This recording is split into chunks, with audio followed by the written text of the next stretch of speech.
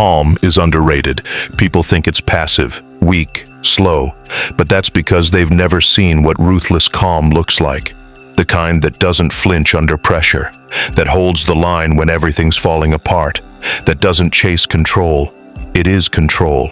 And if you don't have it, you're not leading your life, you're surviving it. The Stoics knew this. To them, calm wasn't a mood, it was a weapon.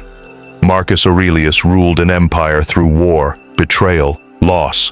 But he still wrote, "If you are distressed by anything external, the pain is not due to the thing itself, but to your estimate of it."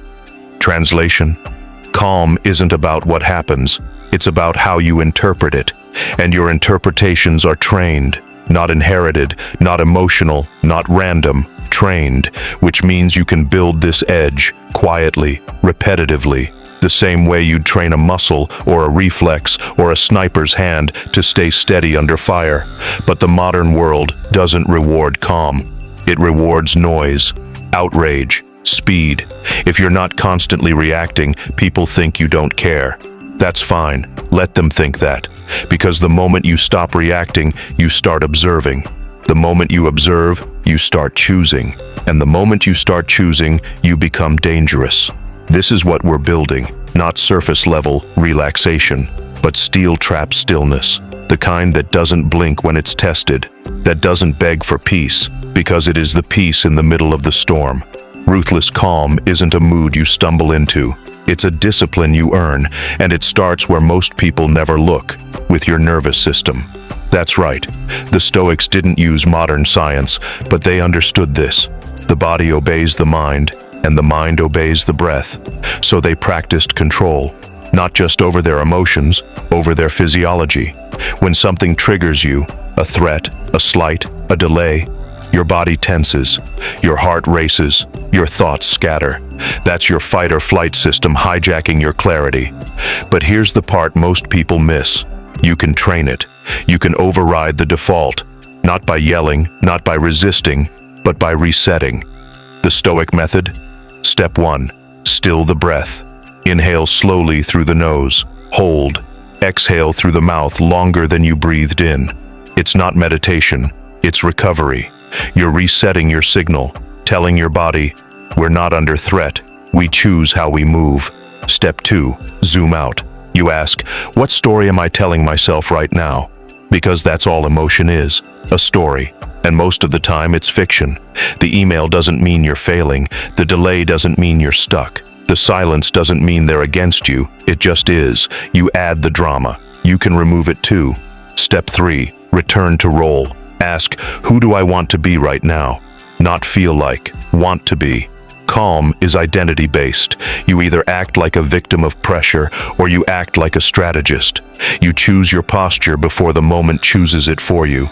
And once you stack these responses, breath, perspective, identity, something clicks. You no longer fear chaos. You expect it. And you meet it with clarity so cold, people don't know whether to admire you or fear you. That's the edge. That's ruthless calm. By now, you're not just watching. You're remembering. Remembering what it feels like to be steady, to not flinch at pressure, to choose your next move instead of being dragged by your last impulse. That's not just calm, that's power. And the world doesn't teach it, because the world runs on your reactivity.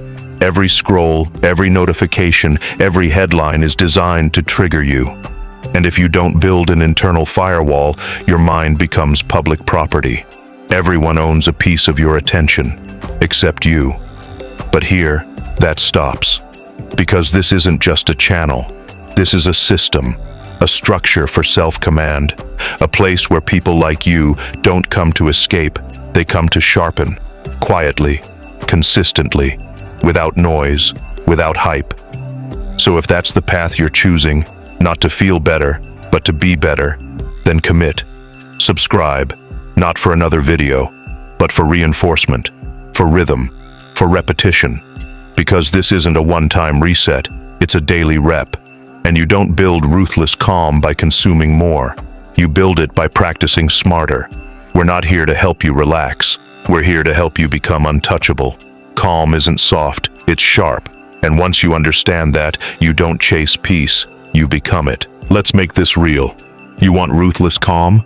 Then train it like you'd train a combat skill, daily, deliberately, under pressure. Here's how the Stoics would do it if they lived right now. First practice, controlled resistance.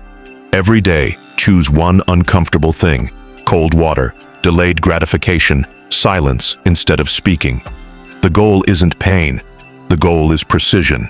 You're teaching your nervous system, I am not ruled by impulse. Each rep is a vote for the composed version of you. Second, morning mental rehearsal. Before your day begins, write down 3 situations likely to test your calm. Maybe it's a coworker's tone, a delayed project, a moment of uncertainty. Then, rehearse your response. Visualize staying composed, breathing, leading.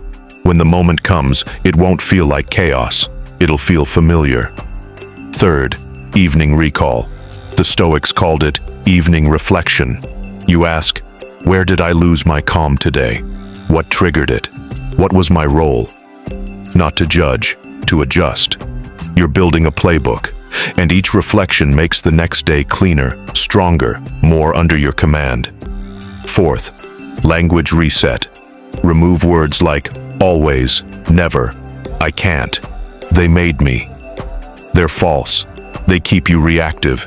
The Stoic uses language with surgical precision, not to dramatize emotion, but to direct it. You say, this is difficult, but I'm built for it. That's calm. Not because it's pretty, because it works. These aren't self-help tricks. They're weapons. You practice them until calm isn't something you try to access. It's who you are by default. And once calm becomes your default, everything around you changes. Not because the world got quieter, but because you did. Once you begin to train this way, deliberately, with structure, something shifts. People around you still panic, still explode, still spiral. But you don't. You stay grounded, quiet, precise. That doesn't make you emotionless. It makes you dangerous. Why? Because calm isn't just about how you feel. It's about what you can see when others are blind. When chaos hits, most people drown in reaction. You step back. You assess. You act. Not emotionally, strategically. That's the Stoic edge. Less noise, more leverage. This kind of calm doesn't just change your schedule, it changes your relationships. You stop needing to prove yourself in arguments. You stop matching energy with people who don't deserve yours. You listen more, speak less, and when you speak, it hits harder.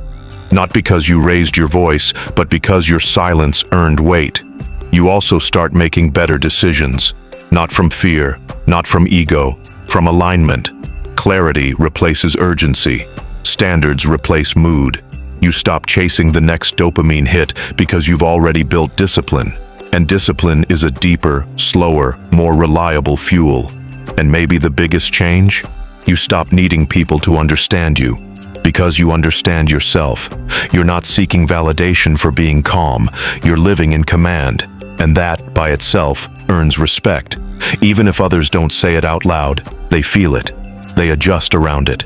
That's how a Stoic leads. Without force, without noise, just presence. Because presence backed by control is louder than any outburst. You've trained, you've practiced, you've watched yourself in the mirror of discipline. And now you understand. Calm isn't the absence of stress. It's the refusal to be ruled by it. It's not about suppressing emotion. It's about translating it into motion. Controlled, centered, calculated. This is where most people fall short. They think calm is passive, but you've seen the truth. Calm is a command, a signal to your body, to your team, to the storm around you, that you're still in control. You don't yell to lead. You don't react to be seen. You stand still, and the world moves around you. And in a world addicted to reaction, silence becomes power. Restraint becomes edge. While everyone else runs on mood, you move on mission. That's the separation. That's what Stoicism trained for. Not to detach from life, but to meet it with readiness. To lead not just when things are smooth, but especially when they're not. You now hold a weapon most people don't even believe exists, a mind that doesn't collapse under pressure. You built that, and no one can take it from you unless you hand it over. But here's the real test. Will you practice ruthless calm only when life is quiet? Or can you still hold it when everything starts to burn?